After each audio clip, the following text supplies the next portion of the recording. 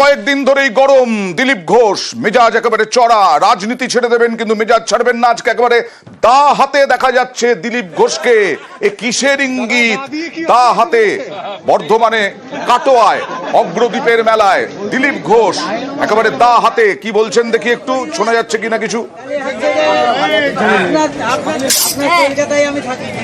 দাদা দা দিয়ে কি হবে একেবারে বুঝতেই পারছো।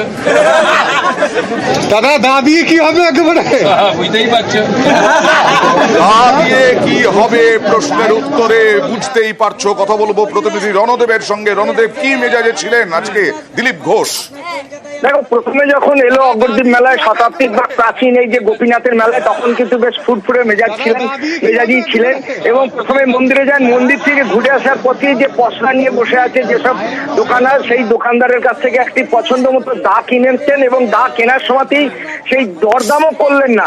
তখনই সাংবাদিকদের যে প্রশ্নের জবাব ছিল দা নিয়ে কি করবেন দাদা, তখন উনি কিন্তু হাসতে হাসতে প্রথমেই বলেছেন বুঝতেই পারছেন কি করা যায়। তারপরেই বলেছেন রামনবমী আসছে তো কি করা যায় দেখছি।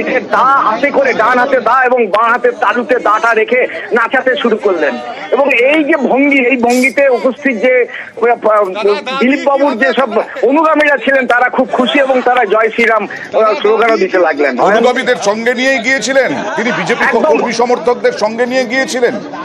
একদম, এখানে ওই কৃষ্ণ ঘোষ যে প্রাক্তন জেলা সভাপতি কাটোয়া সাংগঠনিক জেলা, তার বাড়িতে এসে তার সঙ্গেই উনি মন্দিরে গেছিলেন। সঙ্গে প্রায় শতাধিক অনুগামী ওনার সঙ্গে ছিল এবং সব সময়তেই উনি একটা কথাই বলছেন যে এখানে যেসব ভক্তের দল এসছে, দর্শনার্থী এসছে, তাদের যেন কোনো অসুবিধা না হয়, তারা যেন শান্তিতে গোপীনাথকে দর্শন করে। এবং অনুগামীরা খালি স্লোগান দিতে শুরু করেছিলেন। আরো একবার দেখাবো রণদেব, দিলীপ ঘোষ অগ্রদ্বীপ মেলায়। আর গত কয়েকদিন ধরে মেজাজ একেবারে তুঙ্গে দিলীপ ঘোষের। মেজাজ ছাড়বেন না, রাজনীতি ছাড়লেও মেজাজ ছাড়বেন না বলেছেন। আজও সেরকম ফুরফুরে মেজাজে এবং দা দিয়ে কিসের ইঙ্গিত দিলেন দেখুন। বুঝতেই পারছো।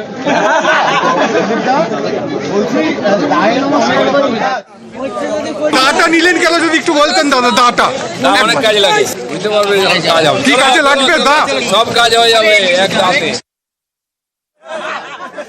দাদা দা দিয়ে কি হবে একেবারে বুঝতেই পারছো।